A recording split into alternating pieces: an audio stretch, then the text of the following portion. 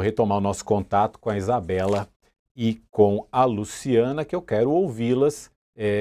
Vocês acompanharam a entrevista do senador, quero a opinião de cada uma de vocês. Vou começar pela Luciana.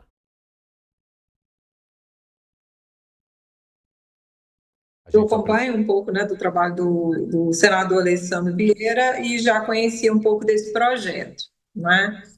E aí eu acho que a gente precisa contextualizar, né, todo esse cenário no qual a gente tá imerso, né, nesse processo de julgamento, né, das pessoas que participaram, né, dos atos golpistas, né? Então, são atos, como o senador menciona, que são, né, fatos graves, né, são atentados ao Estado democrático de direito, né, não apenas às instituições, né, a gente não está falando apenas da pichação, a gente está falando do ataque a valores democráticos que devem ser preservados, né, pela sociedade brasileira e pelas instituições políticas, né, brasileiras, né? E aí a gente tem todo um contexto, né, que necessita aí de um papel né, importante da justiça, né, do julgamento, né, e do julgamento que não seja contaminado, claro, pelas pressões né, e pelo ativismo que a gente tem, inclusive para minimizar essa polarização e essa manutenção desses discursos e narrativas que ajudam um pouco, né, as próprias discussões, né? Esse projeto vem aí, claro, talvez não seja o momento adequado da gente discutir as mudanças, né, na regra do jogo, né, na mudança na legislação nesse momento, mas é um projeto importante para a gente pensar, né, eventuais ou novos episódios que venham a acontecer em situações que demandem aí tanto a avaliação de um contexto geral, né, como é o golpe, né, do dia 8 de janeiro de 2023, mas também do papel individual de várias pessoas nesse processo, né? Se hoje a gente parte para essa discussão dentro do legislativo, a gente sabe que a gente vai ter discussões tão acaloradas e polarizadas quanto a gente tem hoje na sociedade, né?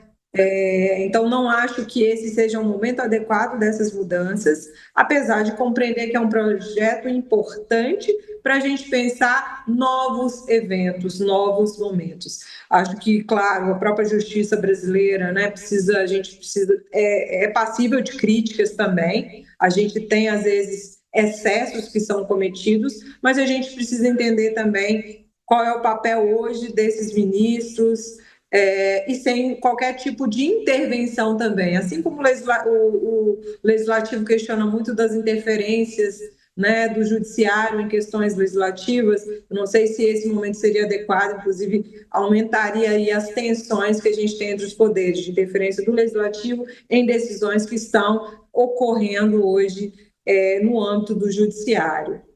Enfim, essa é a minha opinião agora, né, nesse momento. Realmente a gente vive um quadro de atrito, inclusive, entre o legislativo e o judiciário, por causa de temas ligados ao 8 de janeiro, por causa das emendas parlamentares. A gente tem uma série ali de pontos de atrito. Tem esse contexto que você nos coloca.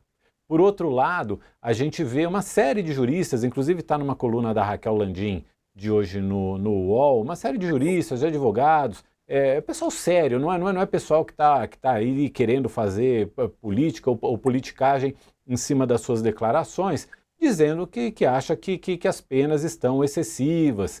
Alguns questionam, inclusive, se é o caso do Supremo julgar todo mundo, né? Como é o caso dessa cabeleireira, se isso não teria que estar sendo julgado em outra instância da justiça. Ou seja, existem argumentos jurídicos que são também aceitáveis para a gente considerar isso.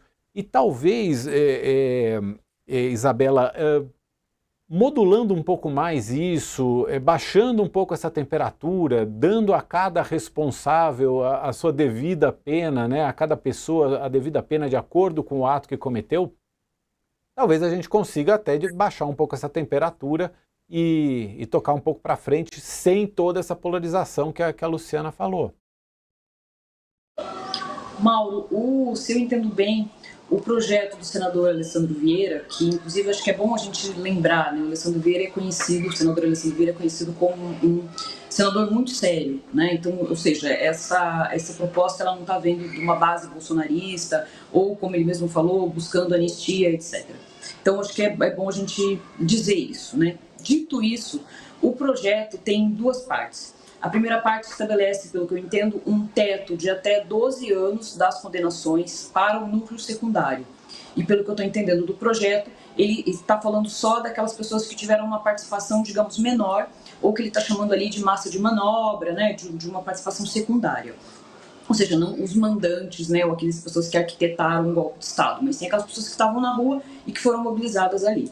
Então são duas partes. A primeira que seria um teto de até 12 anos. O caso específico, né, dessa cabeleireira que pichou, né, a estátua, a justiça no frente ao STF, ela até agora, a gente já tem 2 votos na primeira turma para que ela tenha 14 anos. Então ela, por exemplo, seria beneficiada por isso. A outra coisa diz respeito à junção, né, de 2 crimes em um só. Então a gente teria, basicamente, com isso, algumas pessoas poderiam ter a pena reduzida em termos de anos, porque não seria a soma de 2 crimes, mas sim um único crime. Em parte, eu acho o seguinte, falando de uma maneira menos pensando em questões que estão relacionadas ao que ele disse, né, sobre vingança, né, sobre a justiça ser usada como vingança, etc. Eu acho que 14 anos é uma pena excessiva. No entanto, e eu acho que o Sakamoto escreveu uma coluna muito interessante essa semana dizendo exatamente isso, que se a gente vai discutir que essa pena é excessiva para esse caso, a gente tem que discutir o quanto as penas são excessivas para outros casos também, né? Isso porque eu acho importante a gente dizer que uma parte da população brasileira repete aqueles bordões, né? Bandido bom é bandido preso, né? Isso para a parte mais suave, né? Tá com dó, leva para casa, né? Lá vem o pessoal dos direitos humanos. Então, eu acho que tem uma questão que da gente discutir, de fato, penas menos duras para outros crimes também, né? E o Sakamoto, inclusive, fala sobre questões, por exemplo, de pessoas que furtam alimentos quando estão em situação de fome, furtam alimentos para comer, e às vezes tem penas muito alongadas, né, que são desproporcionais ao crime ou à situação. Então, acho que isso é uma coisa. Eu sou favorável à diminuição de penas de maneira mais geral, a não ser em casos muito excepcionais. Agora, outra coisa é juntar esses 2 crimes. Juntar esses 2 crimes no atual momento, no Congresso que a gente tem, e quando a gente tem a tentativa de emplacar, ainda que tenha avanços e recuos, uma anistia que possa beneficiar inclusive o Bolsonaro, eu acho, assim como a professora Luciana falou, uma coisa muito arriscada. Eu entendo que não é essa a posição do senador, mas votar essa questão agora pode significar que esse projeto, embora ele não tenha essa intenção, ele possa ser deturpado e acabar virando uma espécie de janela, uma brecha para a discussão do que eles estão chamando de anistia, que inclui não só as pessoas que participaram de maneira secundária, mas também os mandantes da tentativa de golpe. Ou seja, seria o projeto certo na hora errada, é isso? Eu não acho que o projeto seja inteiramente certo. Por exemplo, em relação à questão do teto, eu acho que é correto discutir isso, ele faz sentido. Não sei se precisaria um projeto de lei para alterar isso, mas enfim, acho que em relação a penas que ficassem até 12 anos, me parece ser um caminho interessante para ser discutido. Agora, a junção dos 2 crimes em um, eu não acredito que seja o momento.